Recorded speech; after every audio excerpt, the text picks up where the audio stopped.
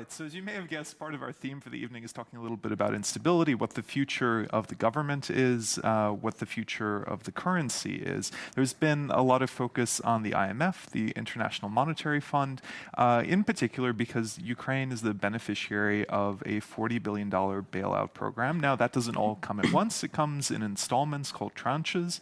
The next one is 1.7 billion, yes, and there hasn't been one since October because the IMF doesn't just give out free money. They want concrete reforms to happen along the way.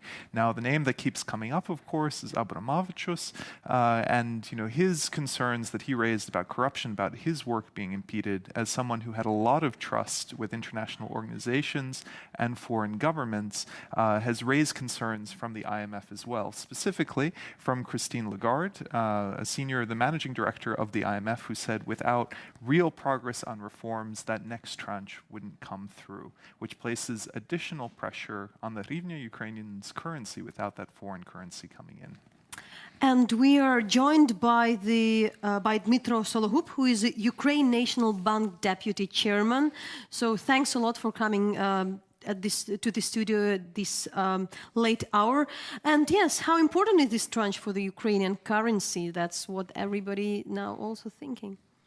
Well, I think what's important is not only money, but also perception, because Ukraine has benefited a lot from foreign support it gets from the donors, but at the same time, it's also a sign that the country really moves forward and the reform agenda moves forward. Because we have seen already that a lot of important steps have been done under the umbrella of IMF program. We definitely believe in the National Bank it should be continued.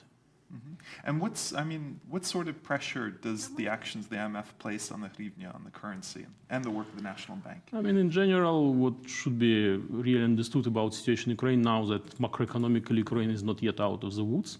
The situation is stabilized last year, and we have seen a currency stabilization, inflation slowed down, economy is bottoming out, and so on. But it's not yet there for sustainable economic recovery.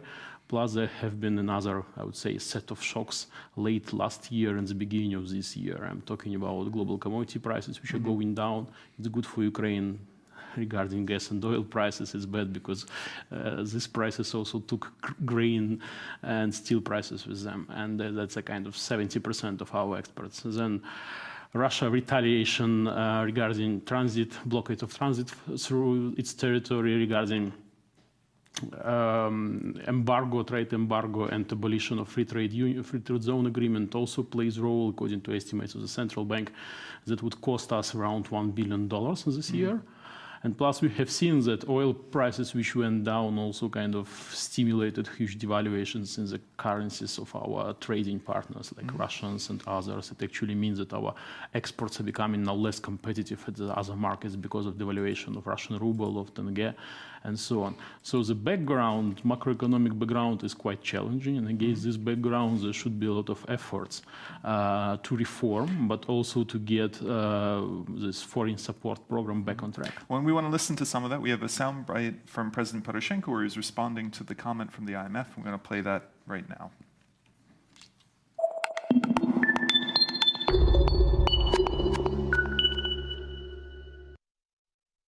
In a phone conversation, Christine Lagarde and I agreed to prepare a roadmap of priority reforms, which will give new impetus to our relations with the IMF. Ukraine will continue its reforms despite crisis-ridden relations between the government and the parliamentary coalition. The cabinet of ministers needs to be reformatted. Early parliamentary elections would deepen the political crisis and worsen the conditions for reforms.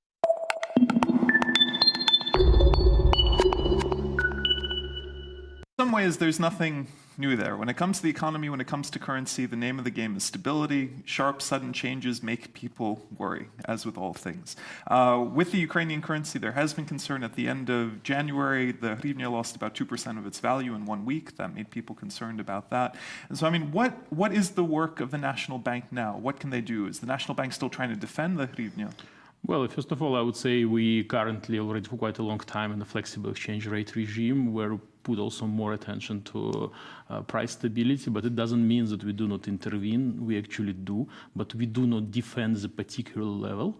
We smooth the fluctuations in the currency. And then if we look back now in the last 10 months when we started this, we basically were intervening in both directions. If we saw there is a short-term pressure on appreciation of hryvnia, we step up and we have been buying currency at the market and vice versa.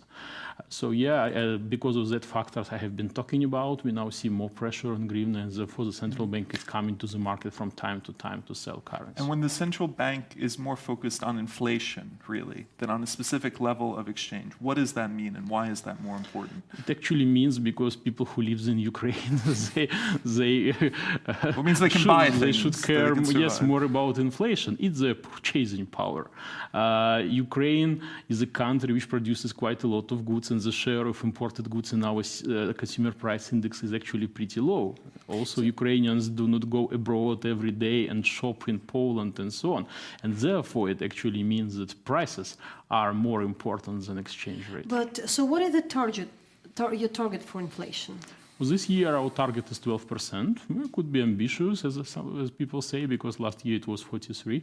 On the other side, if you look back last year, all devils which might happen with Ukrainian inflation happened actually before May, because we had big inflation in February, March, and April because of tariff increases, because of devaluation, and so on. In the 7 last months of the 2015, total consumer price growth was below 3%. And what are the restrictions on currency right now? I mean, because measures were put in place to kind of limit the amount of currency that could be moved into euros or dollars and others, correct?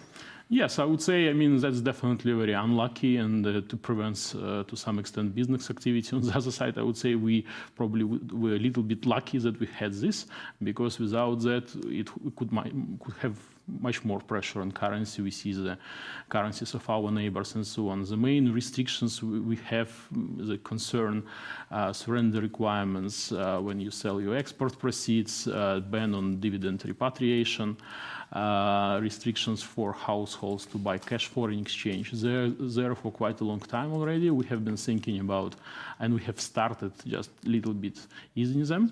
And we definitely very much wish to continue it. But here I would say IMF program is one of the main conditions to do it. And we're speaking a lot about the conditions. They should be met in order to get the tranche and to, be within this important program.